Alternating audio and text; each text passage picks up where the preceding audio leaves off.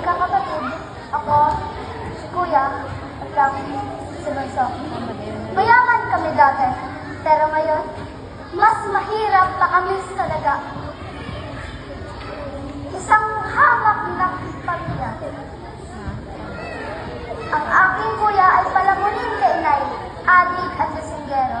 Samantalang si Bunso naman ay hindi ko alam kasi palaging wala simula nung muntik siyang ginahasa ni Itay.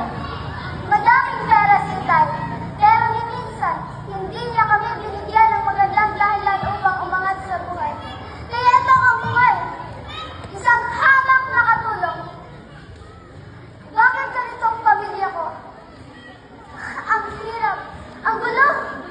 Bakit pinagsahan mo sila ng sakit na kung tawagin brain cancer? Ganito ang makasaklap ang pamilyang mayroon ako? Anak ng malas! Umuwi ako ng isang gabi at umuwi si Itay. May kasama siyang babae. Tinanong siya ni Inay kung sino. Sino ang kasama mo? Hindi siya sinagot ni Itay. Tinanong siya ulit ni Inay. Pero kitang-kita ko ang ginawa ni Inay sa Inay. Hindi pa tinagyakan niya si Inay hanggat mawala nito ng malay. Bago pupunta si Inay at ang kanyang maisang silid, tumutugo ang ilaw ni Inay. Nilapitan ko. Yugyug ko. Nay!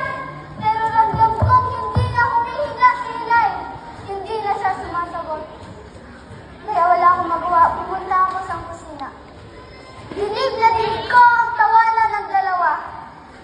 Nilapitan ko at dali-dali kong nilapitan. At sinaksak na sinaksak ko ang aking Itay. Pati ang babae niya. Isa, dalawa, tatlo. At sinaksak na sinaksak ko sila.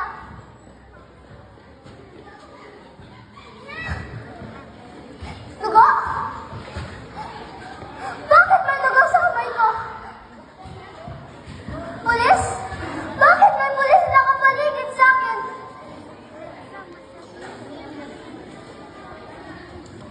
Kasalanan ko bang ilagay ang aking kamay sa batas? Sagutin niyo ako! Bago niyo ako tawagin baliw.